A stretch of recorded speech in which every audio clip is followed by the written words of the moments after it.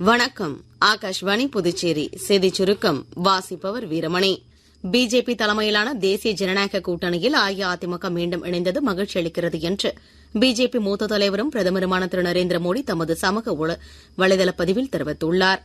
தமிழ்நாட்டின் முன்னேற்றத்தை கருத்தில் கொண்டு அஇஅதிமுக தேசிய ஜனநாயக கூட்டணியில் இணைந்துள்ளது என்று அக்கட்சியின் பொதுச் செயலாளர் திரு எடப்பாடி பழனிசாமி தெரிவித்துள்ளார்.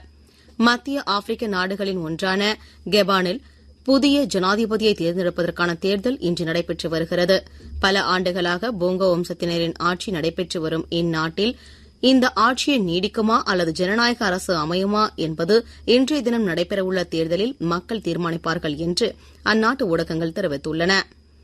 ஜம்மு காஷ்மீரில் பாதுகாப்பு படையினர் நடத்திய தீவிரவாத எதிர்ப்பு நடவடிக்கையில் 3 தீவிரவாதிகள் சுட்டுக் கொல்லப்பட்டனர்.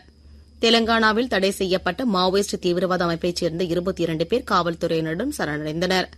சரணடைந்தவர்கள் தங்களது குடும்பத்தினருடன் அமைதியாக வாழ்வதற்கு தேவையான வசதிகள் செய்யப்படும் என்று அம்மாவட்ட காவல்துறை கண்காணிப்பாளர் திரு சபரீஷ் தெரிவித்துள்ளார். மத்திய அரசால் நீர் பற்றாக்குறை மாவட்டங்களின் வகைப்பாட்டில் சேர்க்கப்பட்டுள்ள புதுச்சேரியில் குறைந்த செலவில் நீர் சேமிப்பு வசதிகளை உருவாக்க மத்திய நீர் ஆதாரங்கள் துறையினால் பரிந்துரைக்கப்பட்ட எளிய முறையை பயன்படுத்தி மழைநீர் சேகரிப்பு கட்டமைப்பை வியாபார நிறுவனங்கள், கல்வி நிலையங்கள், திருமண மண்டபங்கள் மற்றும் தொழிற்சாலைகள் உருவாக்கிக் கொள்ள வேண்டும் என நகராட்சி நிர்வாகம் கேட்டுக் கொண்டுள்ளது. மேலும் வரும் நிதியாண்டில் நகராட்சி உரிமங்களை புதுப்பிக்கவும் இதர அனுமதிகளை பெறவும் இத்தகைய மழைநீர் சேகரிப்பு வசதிகள் அவசியம் என்றும் தெரிவிக்கப்பட்டுள்ளது. ஐபிஎல் கிரிக்கெட் போட்டியில் லக்னோவில் இன்று பிற்பகல் 3:30 மணிக்கு நடைபெறும் ஆட்டத்தில் லக்னோ சூப்பர் ஜெயின்ஸ் அணி குஜராத் டைட்டன்ஸ் அணியை எதிர்கொள்கிறது. இத்துடன் இந்த செய்திச் சுருக்கம் நிறைவு பெறுகிறது.